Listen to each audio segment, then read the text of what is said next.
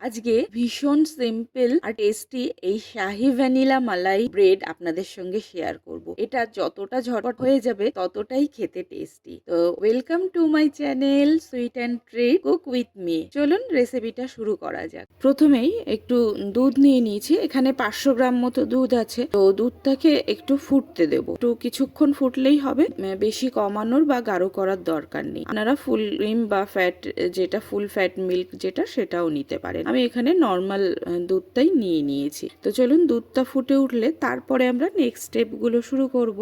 আর এই দুধটা যতক্ষণ ফুটতে সময় লাগে আমি ততক্ষণে একটু এই যে গোবিন্দভোগ চাল ভিজিয়ে রেখেছিলাম অল্প, ওই 1 টেবিল স্পুন মতো হবে। তো এটাকে আমি একটু ব্লেন্ড করে নেব। তার আগে একটু দুধ আমি খানিকটা সরিয়ে রেখেছি আর কিছুটা প্যানে রেখেছি, আর এই গরম দুধটা ওই চালের মধ্যে দিয়ে দুটোকে একসাথে ব্লেন্ড করে নেব। আর ওই চালের মধ্যে আমি কিন্তু একটু দুধ দিয়ে দুটোকে একসাথে ব্লেন্ড করে নিয়েছিলাম। আর তারপরে ওই দুধের মধ্যেই দিয়ে দিয়েছি একটু মিল্ক পাউডার। মিল্ক পাউডারটা দেওয়ার কারণে দুধটা একটু ঘনও হবে আর খেতেও কিন্তু বেশ টেস্টি হবে। তো এটা আমি একসাথে মিক্সড করে রাখলাম। এই মিক্সচারটা দিয়ে দেবো ওই প্যানের দুধের মধ্যে।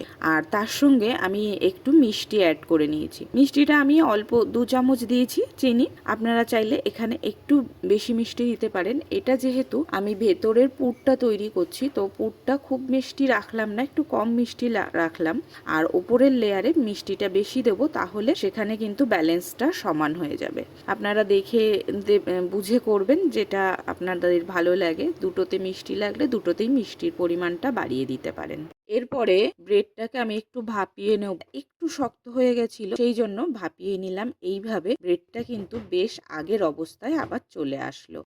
ওটা আমি ছুরির সাহায্যে সাইডগুলো কেটে বাদ দিয়ে দিলাম। দিয়ে এরপরে বেলনা দিয়ে পাতলা করে বেলে নিয়ে ব্রেডে ওই পুরটা আগে বানিয়ে রেখেছিলাম না, ওই পুরটা দিলাম। ওই পুরটা দিয়ে মিডিলে আর একটু আমি রোস্টেড বা কাজু বাদাম ওপর দিয়ে 2-4টে দিয়ে দিলাম, বেশ মুখে পড়লে ভালো লাগবে। দিয়ে এরপরে এটাকে ফোল্ড করে আটকে দিতে হবে মুড়া গ্লাস বা বাটির ওই ধারালো অংশটা দিয়ে কেটে।